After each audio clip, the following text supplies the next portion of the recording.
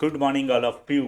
आज पार्ट 2 है हमारा चैप्टर 1 का, मैटर इन आवर सराउंडिंग। यहाँ आपको फॉर्मूले भी कुछ सीखने मिलेंगे, एमसीक्यू भी कुछ सीखने मिलेंगे, और आपकी जो एग्ज़ाम आ रही है उसमें भी हेल्पफुल होगे, क्योंकि सबसे ज़्यादा जो मार्क्स कट होते हैं हमारे एमसीक्यू के अंदर होते हैं। चलिए, तो टाइम वेस्ट नहीं करते हैं, आगे बढ़ते क्वेश्चन 11 की ओर। हमारा क्वेश्चन 11 है, what is the SI unit of pressure. Pressure का यूनिट क्या है? तो आप देखोगे हर ऑप्शन के अंदर न्यूटन, पास्कल, जूल और वॉट। देखो, वॉट है पावर का यूनिट है, जूल है एनर्जी का यूनिट है और वर्क का यूनिट है, न्यूटन है वो फोर्स का यूनिट है, और बाकी जो रहा पास्कल, तो पास्कल हमारा प्रेशर का यूनिट है। सो दैट ऑप्शन हमारा आएगा इसके अंदर, option B is right answer. Okay, but सबका मीनिंग हमको पता होना चाहिए। Next 12, which of this is an example of sublimation. देखो, सब्लिमेशन वो चीज है जो सॉलिड फेज को गैसियस फेज में कन्वर्ट करती है, राइट। तो यहाँ आप देखोगे तो ऐसा मटेरियल आपको ढूंढना होगा कि जो सॉलिड से गैसियस में कन्वर्ट हो। तो मेरे सामने दिख रहा है option B, naphthalene ball, right. तो नेप्थलीन बॉल ऐसा है जो सॉलिड को कन्वर्ट होता है गैसियस फॉर्म। सो दैट उसका आंसर आ जाएगा option number B. Okay, 13 MCQ. What causes a gas to exert a pressure on the wall of its container? Okay, means कौन सा, मतलब कौन से रीज़न के कारण गैस प्रेशर करता है उसकी कंटेनर की वॉल पे। तो वो गैस जो होता है, वो गैस के बीच में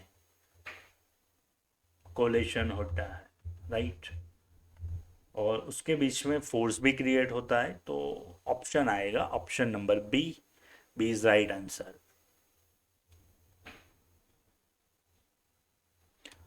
नेक्स्ट एमसीक्यू की ओर बढ़ते हैं। एमसीक्यू है हमारा 14, which of this factor does not affect the evaporation. Evaporation पे कौन सी चीज अफेक्ट नहीं होती? तो फर्स्ट याद रखिए कि कौन सी अफेक्ट होती है, तो एरिया, फिर आता है speed means wind speed, and आता है ह्यूमिडिटी, एंड आता है टेम्परेचर।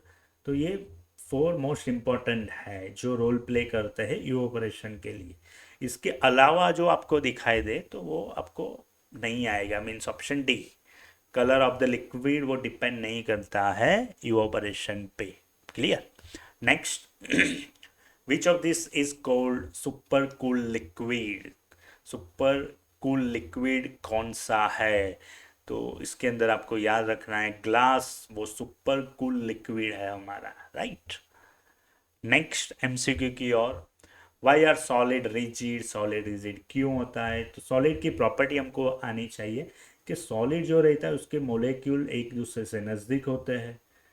ओके, दूसरा इसके बीच में इंटरमोलेक्यूल फोर्स भी ज़्यादा होता है, इसीलिए स्ट्रांग होते हैं। तो हमारा ऑप्शन आएगा option number B, right. 70 MCQ की ओर बढ़ते हैं। Which change of state take place during the condensation. Condensation में क्या होता है? देखिए, condensation means gas it is converted into liquid form. अगर गैस लिक्विड में कन्वर्ट होता है, राइट, उसको हम क्या बोलते हैं? कंडेंसेशन प्रोसेस बोलते हैं। ओके, तो आपको याद रखना है कि कंडेंसेशन कब होता है, means gas to liquid format, it is known as condensation. Okay, which of the following is compressible. इसमें से कौन सा कॉम्प्रेसिबल है? तो आपको पता है गैस कॉम्प्रेसिबल है, लिक्विड कॉम्प्रेस कर सकते हो बट लिमिट तक कर सकते हो, ज़्यादा नहीं कर सकते। गैस को कर सकते हो, इसीलिए option C is right answer. Okay, 19, the smell of perfume spread in room due to. किसके कारण स्मेल स्प्रेड हो जाती है? तो गैसियस होता है, और गैसियस के मोलेक्यूल डिफ्यूजन क्रिएट करता है, इसीलिए मीन्स ऑप्शन आएगा option number B. Okay, the boiling point of water at sea level means water का बॉइलिंग पॉइंट क्या है।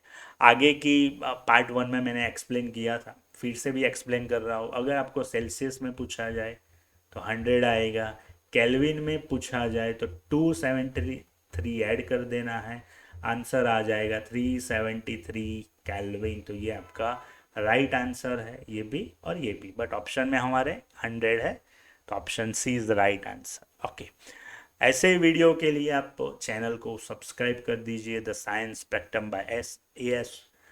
अगली वीडियो पार्ट 3 में हम फिर मिलेंगे। Bye bye.